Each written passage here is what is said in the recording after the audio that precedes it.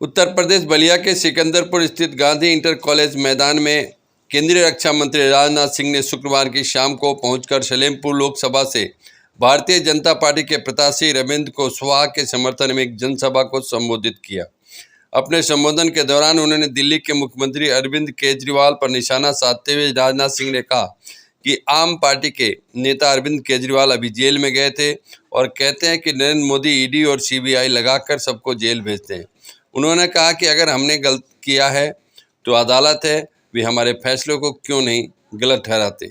उनके ऊपर कोई दबाव नहीं है, उनके ऊपर कोई दबाव नहीं डाल सकता। उन्होंने आरोप लगाया कि अरविंद केजरीवाल भ्रष्टाचार के कारण जेल गए थे और ये सिद्ध होकर रहेगा। केजरीवाल ने अन्ना साहब हजारे को धोखा दिया है। उन्होंने कहा कि अन्ना हजारे ने केजरीवाल से कहा था कि राजनीतिक पार्टियां मत बनाना, हमने भ्रष्टाचार के खिलाफ आंदोलन छेड़ा है, नहीं तो इस पर से जनता का विश्वास समाप्त हो जाएगा। पर जिन्होंने अन्ना हजारे को धोखा दिया वे आपको बख्शेंगे। उन्होंने चुटकी लेते हुए कहा कि ये 20 दिन के लिए बाहर आए हैं, फिर 1 जून को चले जाएंगे। उन्हें हम नहीं भेजेंगे बल्कि अदालत खुद भेजेगी। वहीं आम आदमी पार्टी की राज्यसभा सांसद स्वाति मलिवाल की पिटाई के मुद्दे पर उन्होंने कहा कि अरविंद केजरीवाल के घर में उनकी पार्टी की राज्यसभा सांसद लात घूंसे से पीटी गई और उसके ऊपर आप बोल नहीं रहे हैं।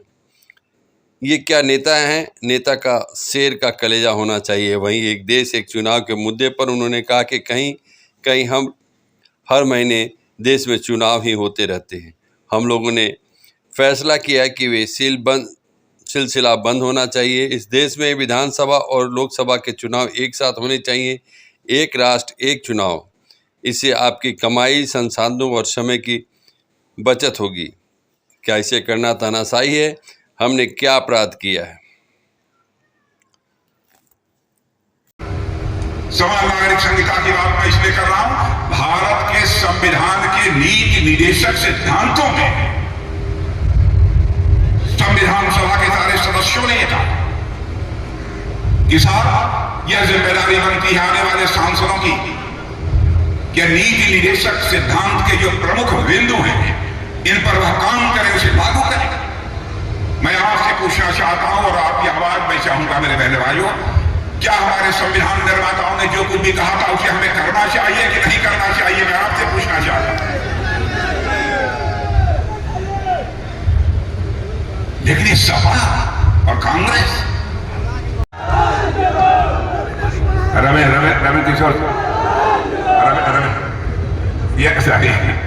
रविंद्र कुशवाहा जी किशोर जाता है। रविंद्र जी के पिताजी का भी हमारे साथ बहुत ही अच्छा संबंध था, वो भी अच्छे नेता था। तो मैंने कहा भाई अब रविंद्र जी के लिए तो मैं जरूर चलूंगा, चाहे तो मैं आश्वस्त होकर जाऊं, पक्का विश्वास है। यदि सचमुच आप लोगों ने मन बना लिया तो सब लोग हाथ उठाकर ताली बजा दीजिए तो मैं मानूंगा। वाह, मीडिया के लोग जो उधर देखिए, हमारी तरफ आवाज देखिए और तालियां बजाइए मीडिया उधर।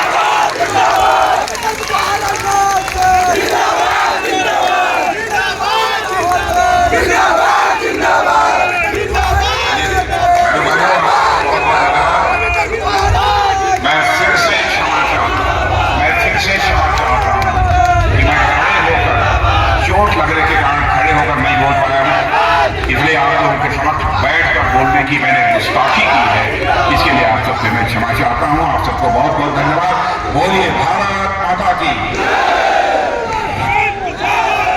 आने वाले सांसदों की कि नीति निर्देशक सिद्धांत के जो प्रमुख बिंदु हैं इन पर वह काम करें, उसे लागू करें।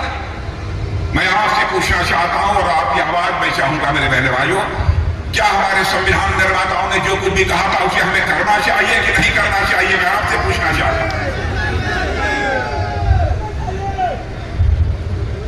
लेकिन इस सपा और कांग्रेस जो मानता है मनमाने आरोप भारतीय जनता पार्टी के ऊपर लगाने की जरूरत करते हैं। इसीलिए आज इनकी हालत यह हो गई है कि सपा को लोग कहने लगे हैं समाप्त पार्टी।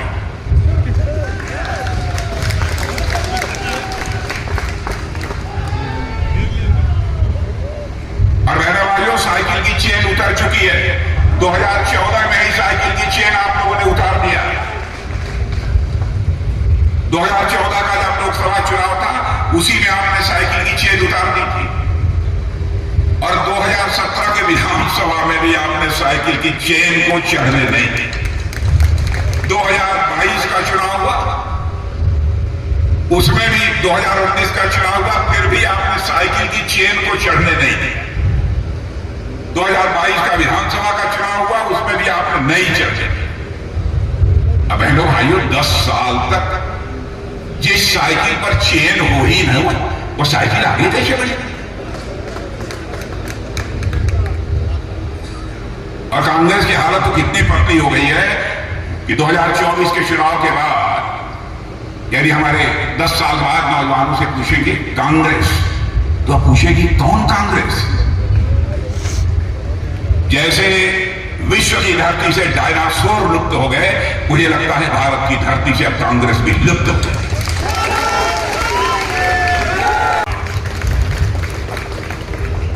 जो भारत धन दौलत के मामले में 2014 में दुनिया के देशों में 11वें स्थान पर खड़ा था, 7 वर्षों के अंदर ही जंप लेकर आज दुनिया के देशों में 5वें स्थान पर आकर खड़ा हुआ।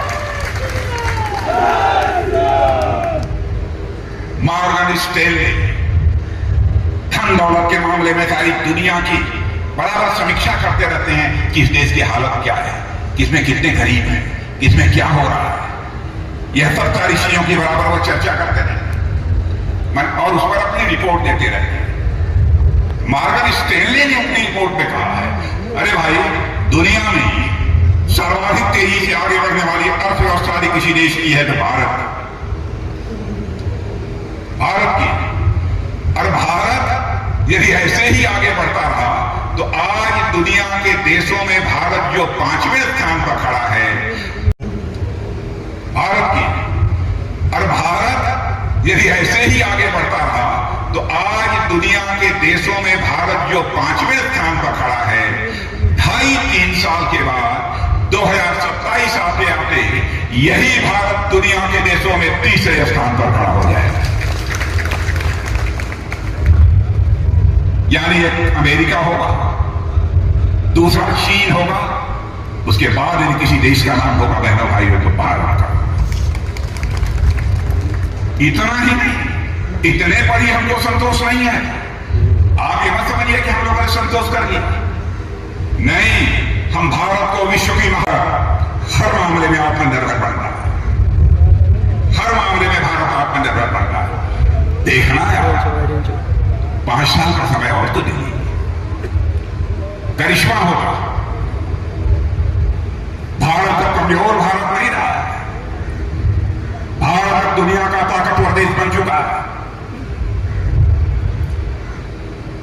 हम लोग किसी को आंख नहीं दिखाते, लेकिन यदि किसी मां के लाल ने हमको आंख दिखाने की कोशिश की तब उसका मुंह तोड़ जवाब देना जानते हैं मेरे बहनों भाइयों। आज हमारी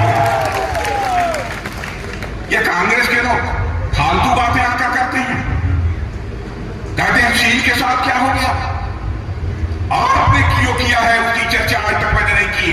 हमने कुछ खोया नहीं है बहनों भाइयों, यकीन दिलाते हैं देश के रक्षा मंत्री के रूप में, भारत का हम कुछ खोने नहीं देंगे। दुनिया की कोई ताकत नहीं।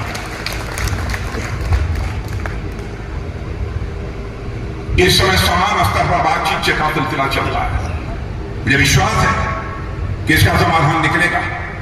मैं पूरी तरह से आश्वस्त हूं। पाक अधिकृत कश्मीर पीओके,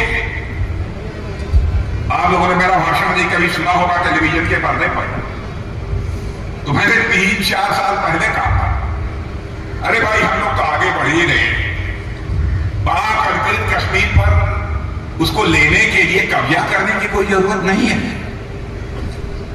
कोई परेशान होने की जरूरत। उस समय ही मैंने कहा पाक अधिकृत कश्मीर पीओके हमारा था, हमारा है और हमारा रहेगा। और कश्मीर में जम्मू कश्मीर में धारा 370 समाप्त होने के बाद मेरे बहनों भाइयों जिस तेजी के साथ विकास हुआ है, मैंने उस समय ही कहा था पीओके के लोग मांग करेंगे कि हम भारत में मिलना चाहते हैं, हम भारत के साथ रहना चाहते हैं। और आपने टेलीविजन के पर्दे पर कुछ दिनों पहले, कुछ महीनों पहले देख लिया होगा, पीओके के लोग यह मांग कर रहे हैं कि हम भारत के साथ रहना चाहते हैं, वह दिन आ गया है। इसका अधिकृत हमारे प्रधानमंत्री को दिया जाना चाहिए। नागरिकता का काम, अरे गलत फहमी पैदा करते हैं कि भारतीयतावादी वाले नागरिकता कानून लाए, मुसलमानों को भगा देंगे, ईसाइयों को भगा देंगे, यहूदियों को भगा देंगे, उनकी नागरिकता समाप्त कर देंगे। बहनों भाइयों, यह बिल प्रधानमंत्री मोदी जी के मार्गदर्शन में जब मैं भारत का गृह मंत्री था, मैंने किया,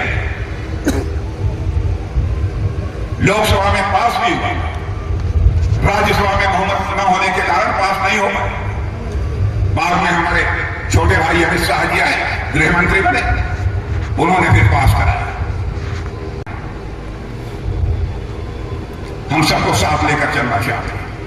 जो मन आता है तो अनाप शनाप की बातें ये लोग कहते हैं यदि 400 से अधिक सीटें भारतीय जनता पार्टी को आ गई तो मोदी यहां पर डिक्टेटर बन जाएंगे, लोकतंत्र समाप्त कर देंगे। बहनों भाइयों, लोकतंत्र का गला किसने घोटा है? राजा भारत। 1975 में चुनाव हारने के बाद श्रीमती इंदिरा गांधी ने इमरजेंसी लगाई, सारे लोगों के मौलिक अधिकारों को निलंबित कर दिया,